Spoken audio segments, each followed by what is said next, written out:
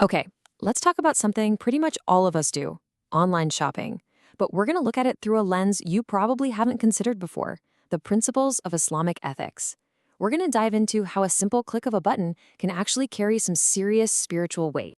So let's just jump right in with a pretty provocative question that gets right to the heart of it. Could that simple act of adding to your cart and checking out, could it actually be considered forbidden or haram? It feels like a super modern question, but the ideas behind it are absolutely timeless. I mean, there's no denying how convenient online marketplaces are.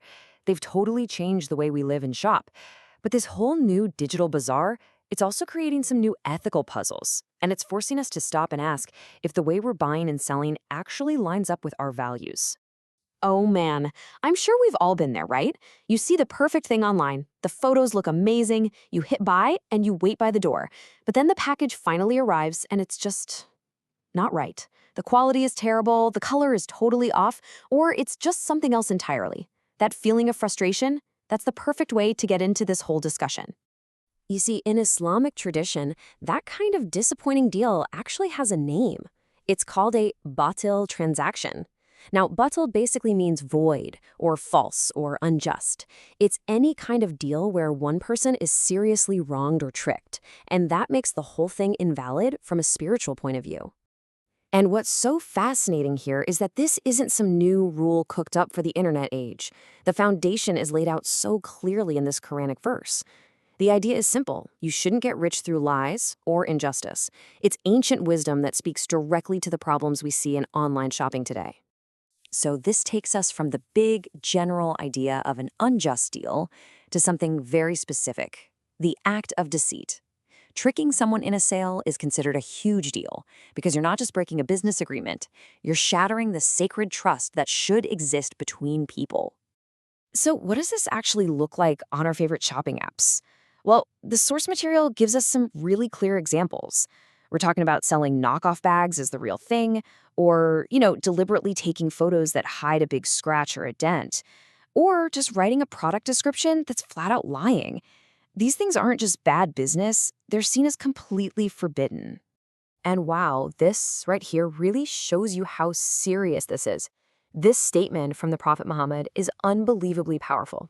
It's not just a warning, it's saying that if you cheat people, you're placing yourself outside of the entire community of faith. The spiritual stakes for a dishonest seller are just incredibly high.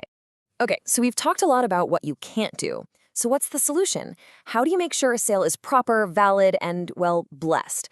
The principles are actually pretty simple and clear. Let's break down the pillars of a valid or halal sales contract. It really just boils down to these three things. First, be honest. Just represent the product for what it truly is. Second, be clear. Give all the important info, the good and the bad, so the buyer knows exactly what they are getting. And third, make sure there's mutual consent. This means both people are entering into the deal freely and happily, with no tricks or pressure involved. So when you put it side by side like this, the contrast is just crystal clear. On one hand, you've got the unjust, the batil transaction. It's all about deceit, hidden flaws, and false info.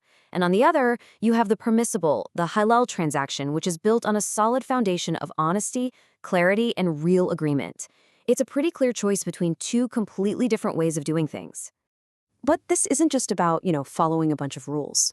The real goal of doing business this way is about something much deeper than just exchanging goods for money. It's about bringing a spiritual quality into our financial lives and aiming for something way bigger. And here it is. This is the ultimate takeaway. The belief is that when you earn your living honestly, when you treat people fairly, the money and things you gain bring barakah, or blessings, into your life. It means your wealth isn't just numbers in a bank account. It actually adds to a life of peace, of contentment, and spiritual health. And that's why all of this really matters.